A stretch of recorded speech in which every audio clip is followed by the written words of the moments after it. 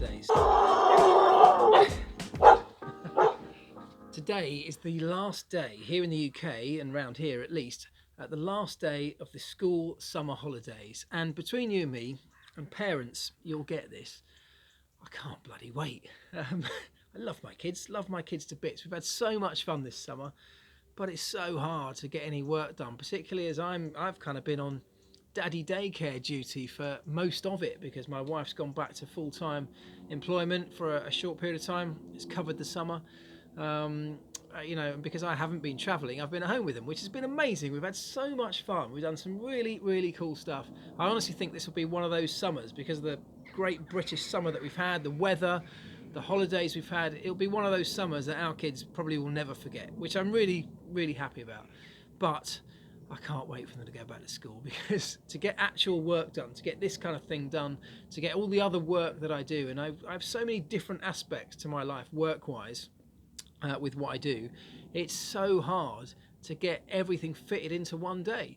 You know, I ended up doing a lot of the work, sitting at a computer doing work, editing, all that kind of stuff, very late at night, because it's the only opportunity that I have.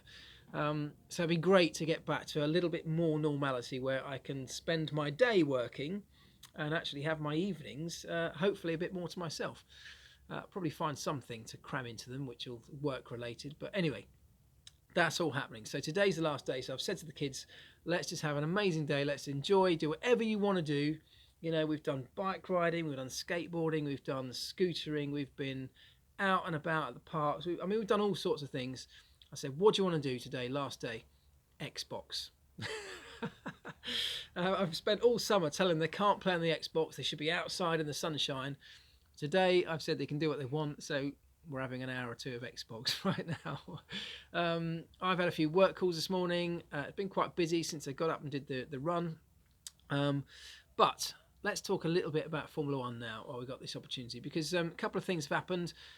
Something that a lot of you have asked about, that was kind of announced yesterday, was Pat Fry going back to McLaren, which I think is a good move. I think it's a great move from the team's point of view. Pat knows the organisation, certainly in its old form. How much that's changed internally, he will find out very soon. But I think he's an incredibly clever guy. He's an incredibly analytical guy. He's a sort of person who will be exactly well placed to put things in place at McLaren for the future. He likes to build something. He tried to build at Ferrari when he was there. I think Ferrari was a place that was less open to building for the future and more about getting results right now. McLaren are definitely going through a phase where they're building and putting a structure in place that will bear fruit in the future. So I think he'll be great from that point of view. And I actually think it'll be nice to tap into some of the old success that McLaren had, which Pat Fry was absolutely a part of. He used to design or lead the design team in alternate years, you know, of each car design. So he designed a car year. He then developed that car, and whilst that car was being developed, there'd be Tim Goss, who's no longer there, of course, but Tim Goss would design the following year's car, and they'd alternate. And it kind of worked quite well, but I always thought Pat was probably the stronger of those two, and so I think it's a good move. It'll be interesting to see what he thinks going back into McLaren after all these years of all the changes that have been made. But I think it's a positive appointment from McLaren to go along with some of the other positive appointments. You know, of all the criticisms you can make of McLaren over recent times, you've got to say they are now starting to think years down the line and building a team again, almost from scratch. Let's hope it's a successful one.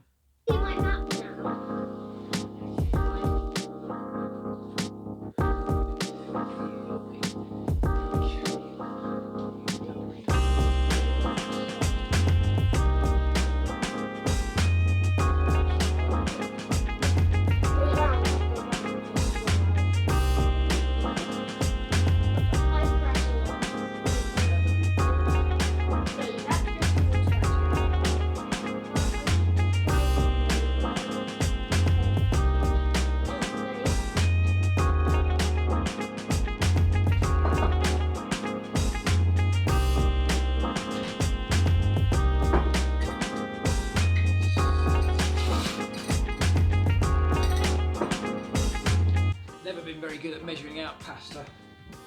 chuck it all in.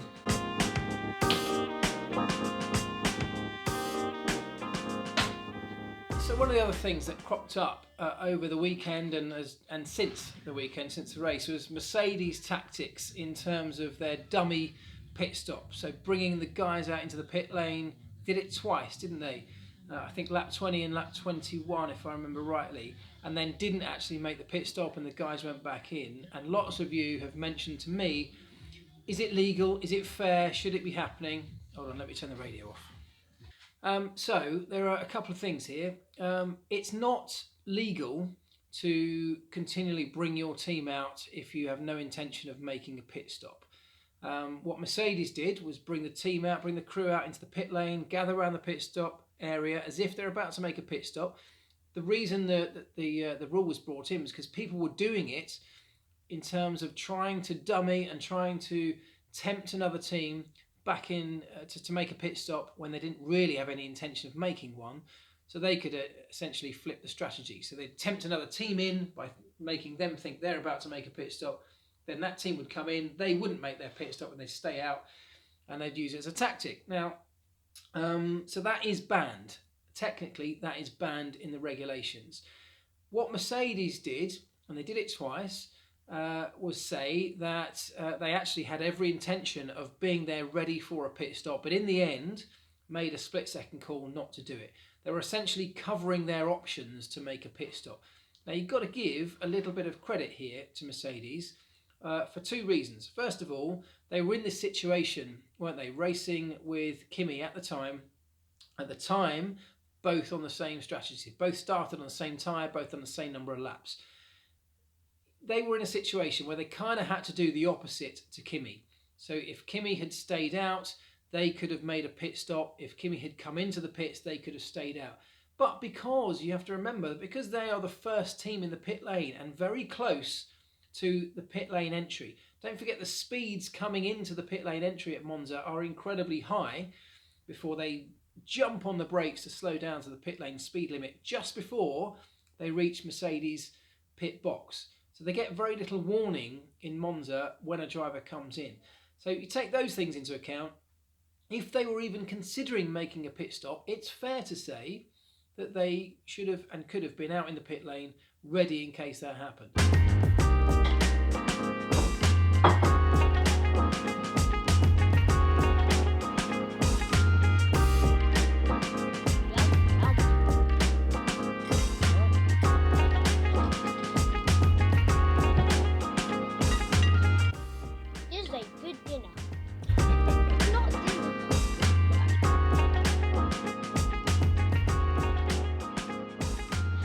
Finally, before I go today, Toto Wolff has been talking recently about the problem that Formula One has with too many young drivers and not enough race seats available.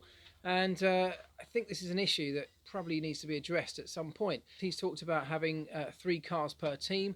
There is absolutely no reason why that can't work. Don't forget, the teams always used to bring 3 cars before. They used to have a T car sat in the middle of the 2 race cars. So space and logistics is not an issue. Yes, there are extra costs involved, but equally there are more branding opportunities, there are more paid opportunities that teams can take from that in terms of scoring points and all the other things that go around that. So those are not real issues. I think, for me, that's one of the best solutions. The other problem with all this is some of the ways that the lower formulas lead up to Formula One. If you think specifically about F2, and the case of George Russell. George Russell on the brink, somebody pointed this out to me on Twitter yesterday, which I thought was great. George Russell's on the brink of an F1 seat. Let's just imagine George Russell wins the F2 championship, which is currently leading right now, could absolutely happen. The rules in F2 then state that he can't come back next year and defend that title. So he cannot race in the next formula down, the next category down from Formula One. So his only real option is to get a seat in F1. And if there are no availability, there's no available seats for that, what does he do? So I think Toto Wolff's absolutely right in bringing this up. I think he's absolutely right in suggesting the 3 car per team rule. More teams would be great, but we all know that until 2021, there are a number of things preventing that from happening. The new rules, until they're finalised, won't encourage any new teams to come in, and actually they're being diluted all the time. The original proposals are being cut back and cut back and cut back. So the attractiveness to a new team, or to a new engine manufacturer for that matter as well, is becoming less and less apparent. Anyway, we'll have to wait and see how that pans out, but let me know your thoughts. What would you do? What would you like to see? Let me know your thoughts on anything we've discussed today. I hope you've had a little minor insight into my day, last day of school holidays. So hopefully by the time the kids get back to school tomorrow, we'll be able to put a little bit more effort and a little bit more time into all this stuff. But please do let me know what you've loved about the channel so far, and specifically what you'd like to see in the future, either more of the same or something a little bit different. Pop a comment in the box below, that would be great. Don't forget to like, share and subscribe if you're not already, and I'll see you next time. Cheers.